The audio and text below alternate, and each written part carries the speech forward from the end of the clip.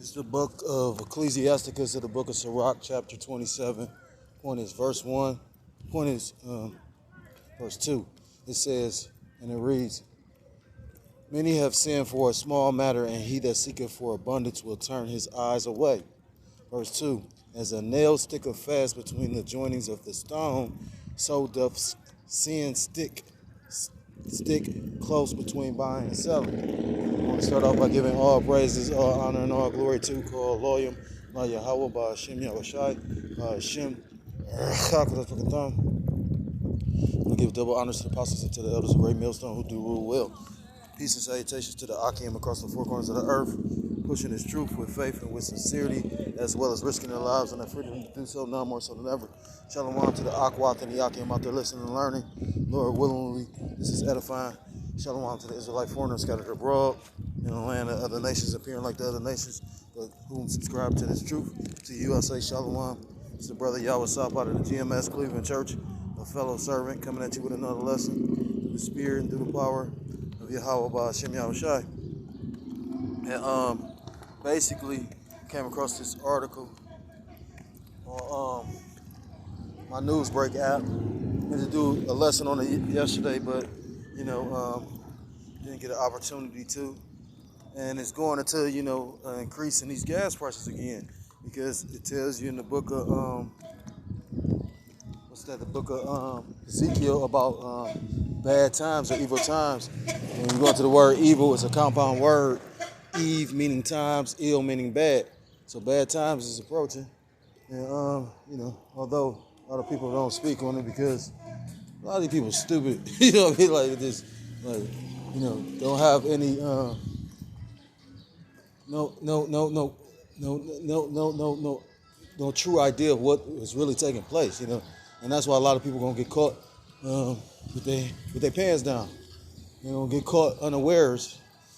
Now I was listening to a brother make mention of now after years of these elites plotting and planning, they're making known their intentions, because they have to normalize it to a degree, because this is not just something that's going to be in America, but this is going to be worldwide. So sign of the times. And this reads out of CNN. It's a day ago. It says gas prices hit yet another record high. It reads, millions of Americans traveling this holiday weekend are being greeted by unprecedented prices at the gas pump. The national average for regular gasoline rose to a fresh record of $4.62 a gallon on Monday, according to AAA. That's up by a penny from Sunday and 44 cents more expensive than a month ago. Gas prices are up sharply from last Memorial Day when they averaged $3.05 a gallon, according to AAA. And I believe brother was saying that by August they're supposed to be up to $6. So who's to say where it'll be at by December? Coupled with higher heating costs. They already talking about the electrical costs. They talking about this summer is going to have rolling blackouts, because the fact that they can't control or crumbling infrastructure. Me and a brother, one of the heads, and a brother Ma'ad Kadar did a video based on, he's going to infrastructure this place and how they're building, but to completely rebuild the infrastructure, because a lot of this shit is, and then the way Esau works, he's always about making money, so he'll patch something or make it look good. It'll look good on the outside, but actually structurally is not sound. It's all about the fluff, you know what I mean? That's why when they rebuild the roads, or when they fixing these roads, the roads aren't fixed with a material that actually sustain the road to be, good for 10, 15 years. It's meant to, deteriorate so they can make more money. But, so, the cost of everything is going up constantly. It reads, gas prices are up sharp. I read that part. 7 states are now averaging $5 a gallon gas, and I hear in California it's higher than 5. I think it's 6.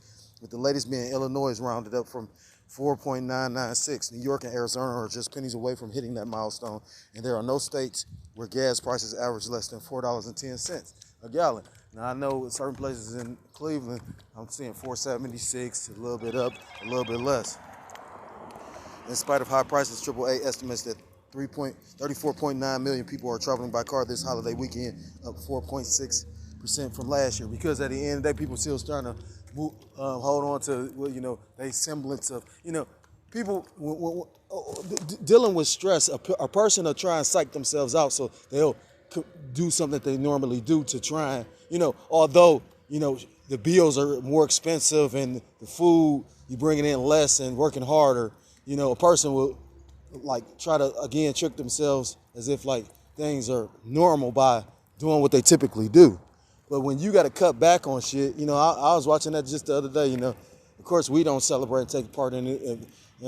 I had to work yesterday. Did the brother had a study, and we went to the study. I got off early because I thought I'd be there all night. Luckily, I was only there for a couple hours, so I went to the study, and it was much needed.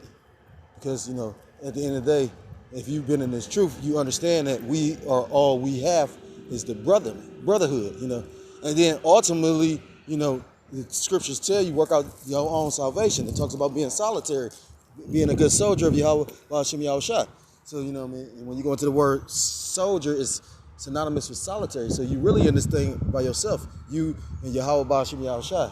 But, he give us brothers and brethren from time to time to help us push, you got certain brothers that got spirits that they can, do this thing on their own. That's just a testament to how strong these brothers, some of them brothers is.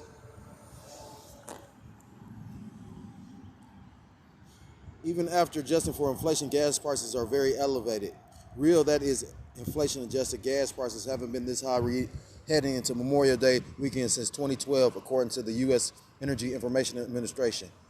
The all-time high for average inflation-adjusted gas price was set in July 2008 at $5.38 a gallon. So I knew gas was way more expensive then. They said that gas was this is the highest gas ever been. I remember when Bush was in office, gas was like $5. I remember that. Because people were stealing and siphoning. They was doing Mad Max. They was stealing people's gas. They was going, sucking out the gas through a tube and stealing your gas. Soaring gas prices reflect strong demands as people ramp up this summer travel plans and sluggish supply caused by a confluence of factors, including disruptions caused. And they keep on coming with the same bullshit. But at the end of the day, and people going to do a lot less traveling because, again, just like the cost of tickets is going up because, if the cost of fuel is going up everywhere, those plane tickets basically the consumer will have to eat those price increases, those price hikes. So, all that being said, I'm going to get in the book of Habakkuk. And that's why I read, when you're dealing with money, it's always some greedy person. And nobody's as greedy as Esau Edom, but this is his society. That's why I believe it's the elder apostle that made the statement. I think it's the elder apostle Ramlab that said, Esau Edom is so fucking carnal, he'll poison the water to sell you a bottle of it. So when it ever comes to making money, Esau Edom, it's going to be sin involved, Look at how they, the unjust balances because look at the monetary system. That's how you got your inflation, It's not a true standard, you know what I mean? And then, you got to understand, like I was listening to the elder brother, Amawan Gabar, and he was saying how when you go into how they created the system was created purposely to crash. So I'm going to break this out. This is the book of Habakkuk chapter 2. And, eventually this system is going to break. And it's telling you that. This is Habakkuk 2 and verse 2. And the Lord Yahweh answered me and said, write the vision, meaning the prophecies, and make it plain upon tables that he may run that readeth it. For the vision, meaning the prophecy, is yet for a appointed time, but at the end it shall speak and not lie. Though it tarry, wait for it, because it will surely come and will not tarry. Behold his soul, whose soul? Esau's soul, which is lifted up, meaning because he's proud, is not upright in him. Because Esau Edom is, a wicked individual. Talks about, who can make straight what the Most High made crook. The Most High made Esau Edom to be the wicked. So I think it's a scripture, if he doeth right, he doeth it unwillingly, or some paraphrase, I think it's in the Apocrypha.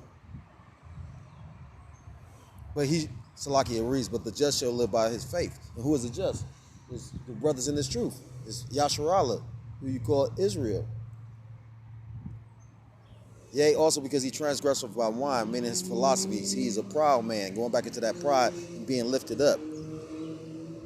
Neither keepeth at home who enlargeth his desires hell, because he's a carnal, greedy man, and is as deaf and cannot be satisfied, but gathereth unto him all nations and heapeth unto him all people. Shall not all these take up a parable against him and a taunting proverb against him, and say, woe to him that increaseth that which is not his? How long? And to him that ladeth himself with thick clay. So basically, he embedded himself in this system because it's a debt-based system. The brother Adawan Rabar was going into how, that's why they prefer you to do everything on credit. That's why this whole new system that they're implementing, along with Moab, China, is a social credit system. If you following the rules of Esau Edom, or the government, Salakia, if you following the rules of the government, if you are an outstanding citizen, you are rewarded, and if you are considered not a outstanding citizen, you are punished. And they implement that now through the CV-19. So I got one last scripture. This is the book of Ezekiel, because we come into evil times. Again, these prices is not gonna go down until the system crack. We got a lot of bubbles going on right now. You got a housing bubble, a car bubble. It's multiple bubbles going on, and eventually they're gonna bust. So if you can hold out without trying to purchase a house or trying to purchase a vehicle, I suggest you do. Because I just recently tried to go get a vehicle, and they try to give me a car. They try to put me in a car and charge me 15, 20,000 more. You got Esau Edom. He's so much the devil. He does this predatory lending and shit and all that. So this is Ezekiel 7. I'm gonna start at verse 3, and it reads, now is the end come upon thee, and I will send my anger upon thee, and will judge thee according to thy ways, and will recompense upon thee all thy abominations. Verse 4, and mine eyes shall not spare thee, neither will I have pity, but I will recompense thy ways upon thee, and thine abominations shall be in the midst of thee, and ye shall know that I am the Lord Yahweh Ba'ashem Yahushai. Thus saith the Lord Yahweh Ba'ashem Yahushai, and evil and only evil, behold, is come. Verse 6, an end is come, Salakia, an end is come, the end is come, the end is come, it watcheth for thee, behold, is come. And we are truly at the last, moments of this Edomite system. That's why he's trying to switch it over to a system, because he's trying to hold on to the power that the Most High Yahweh has given him. But it tells you that I think it's in Book of Job, chapter 14, about he set a bounds that he cannot pass. Roughly paraphrased, every kingdom has had a lot of time to rule. Esau Edom thinking he's an exception to the rule, and he's gonna, survive the end of the world and then come back and rule it. This is how proud this devil is, right?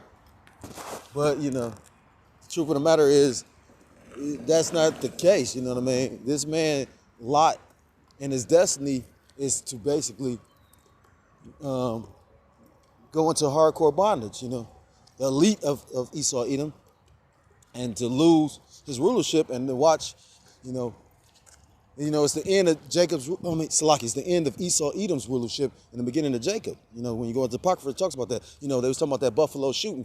Basically, that Edomite said that he felt that white people were being basically like becoming non-existent, and that's spiritual, because they are.